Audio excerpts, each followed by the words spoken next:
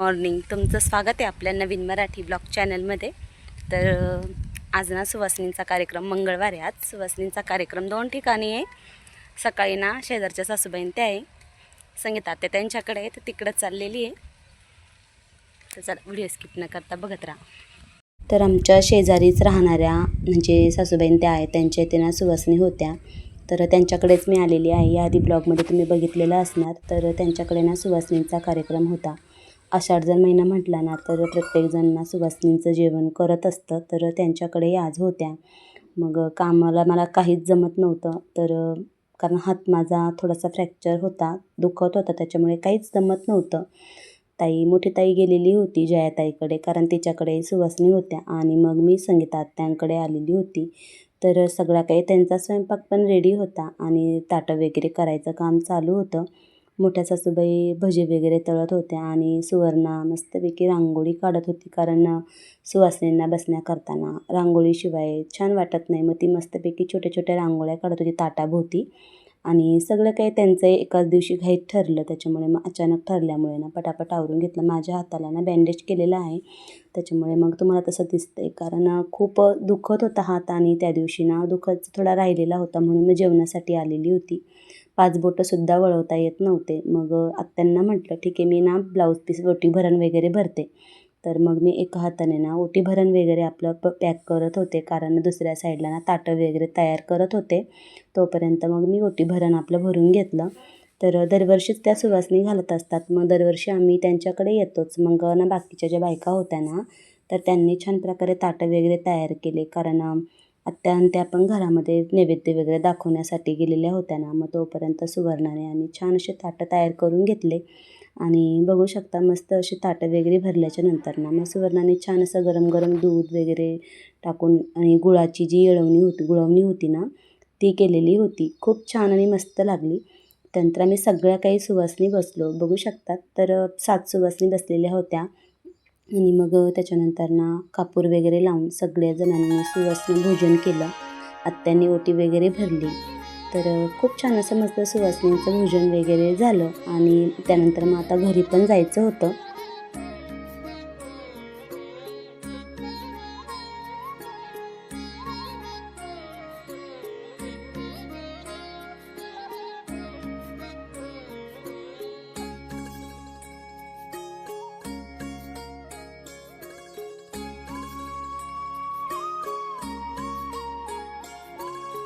त्यांचा कार्यक्रम मस्त झाला.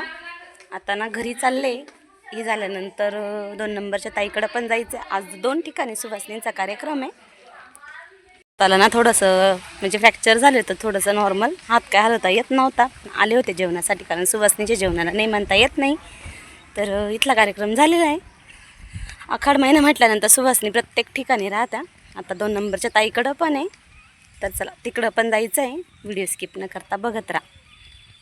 दिवसभर काही व्हिडिओ घेतला नाही, कारण हाताने काहीच करता येत नव्हतं. मग ना भाऊ आलेला होता घेण्यासाठी. आनंदी, विघ्नेश सगळे काही शाळेतून आल्याच्या नंतर ना मग तो 5 वाजता घेण्यासाठी आलेला होता. मोठी ताई गेलेली होती ऑलरेडी पुढे स्वयंपाक करू लागण्यासाठी. आज फर्स्ट टाईम असा होता की मला काहीच करायला भेटलं नाही आणि हाताने कोणत्याही प्रकारचा स्वयंपाक पण झाला नाही. तर सगळेजण हसत होते. आणि मग हे ताईचं घर आहे 2 नंबरच्या जयाताईचं, तिच्याकडे आलेली होती. तिच्याकडे पण ना सुवासिनींचा कार्यक्रम होता. ताईच्या घरी आली आहे भाऊला ता घ्यायला, कारण आणायला कोणीच नव्हतं. मग तो चालेल होता, मिस्टर काही घरी नव्हते. तर चला भरपूर गडबड आहे.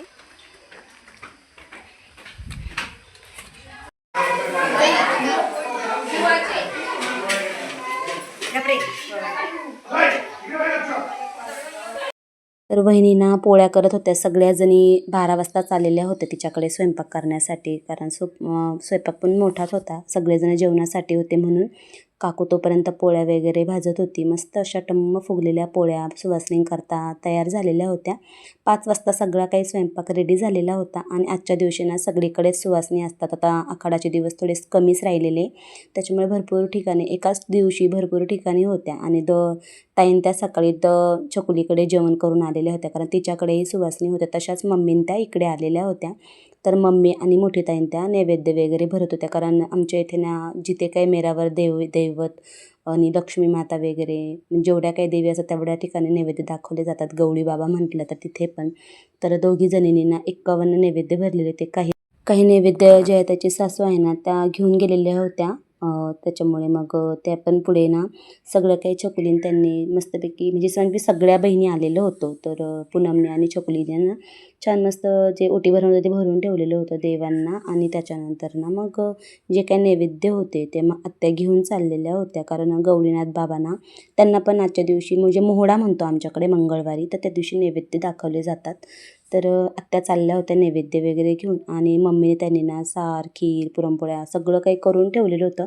फक्त गरम भजे बाकी होते आणि सार मम्मीच्या हातचा खूप छान झालेला होता. मम्मीनेच केलेला होता ह्यावेळेस सार. तर जयताईची जी नणंदबाई आहे ना भारतीताई त्या पण आलेल्या होत्या नेटक्याच. मग ताईने सगळ्यांचे पाय वगैरे दरवाजा म्हणजे उंबरट्यामध्येच धुवून घेतले. कारण मग मध्ये यायचं प्रत्येकाचे पाय वगैरे धुवायचे. तर मग तिने आल्या आल्या सगळ्यांचं स्वागत केलं छान प्रकारे हळदी कुंकू वगैरे लावून. ती पण दरवर्षी करते. आणि आम्ही सगळ्या बहिणी वगैरे एकत्र आल्याच्या नंतर ना एकजुटीने स्वयंपाक वगैरे करून आणि एकत्रच अशा प्रकारे सुवासिनी भोजन करत असतो. माझ्याही घरी देखील करायचं आहे आता हाताला बरं वाटल्याच्या नंतर, कारण करता काही येत नव्हतं. तर पूनमही आलेली होती. ती पण जवळच असते तिच्या, त्याच्यामुळे मग ती जवळच असल्यामुळे लवकर आलेली होती. तर आम्ही पाचही बहिणी एकत्र आलो आणि वहिनी पण होत्या, त्याच्यामुळे पटकन स्वयंपाक होऊन गेला.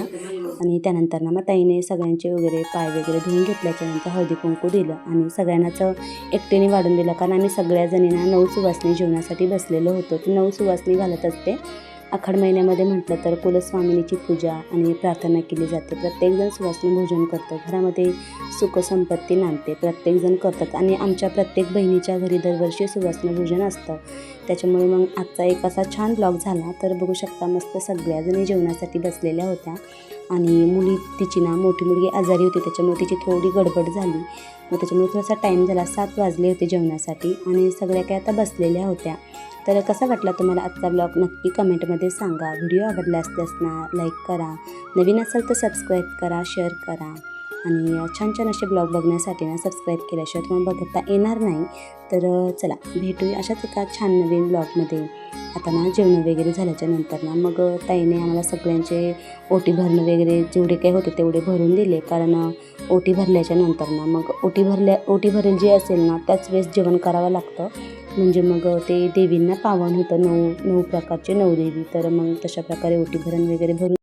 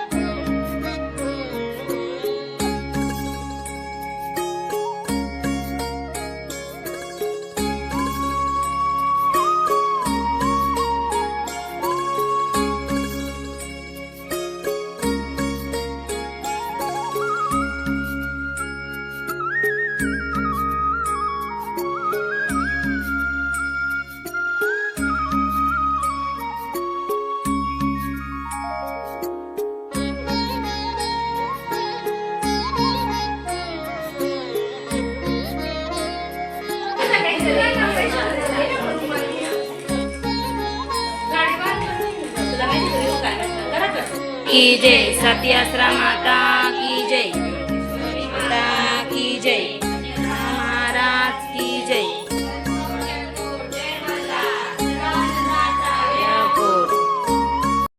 तर आता ना संध्याकाळचे जवळजवळ 9:30-10 वाजलेले होते. ताई पुढे गेलेली होती कारण सासूबाईंनी त्यांना टिफिन वगैरे घेऊन ती 7लाच निघून गेलेली होती. त्यानंतर मग मिस्टरांनी ना भाडं मारून आल्याच्या नंतर ना येता येता मग आम्हाला पण घेतलं आणि मग घरी निघालेलो होतो. पण मुलांना प्यायचं होतं पुलावरचं दूध. आमच्या इथे सिन्नरमध्ये ना पुलावर दूध छान मिळतं. घरी पण दूध आहे, पण इथलं जी चव आहे ना ती सगळ्यांनाच आवडते मुलांना. तर आनंदीला काही प्यायचं नव्हतं, तिला झोप लागलेली होती. बाकीच्या सर्वांसाठी दूध वगैरे घेतलं कारण संध्याकाळी भरपूर टाईम होता. गरमागरम मिस्टरांनी ना छान असं मस्त दूध आणलेलं होतं आणि क्रीम वगैरे टाकून. तर ते पण सगळ्यांनी आम्ही घेतलं आणि त्यानंतर मग आता ना घरी निघालो होतो. तर चला भेटूया अशाच एका छान नवीन ब्लॉगमध्ये. आणि आजचा ब्लॉग तुम्हाला आवडला असेल आणि इथून पुढचे ब्लॉग बघायचे असतील तर नक्की सबस्क्राईब करा. भेटूया अशाच एका छान नवीन ब्लॉगमध्ये. तोपर्यंत सगळ्या ताईंना गुड नाईट. Bye bye.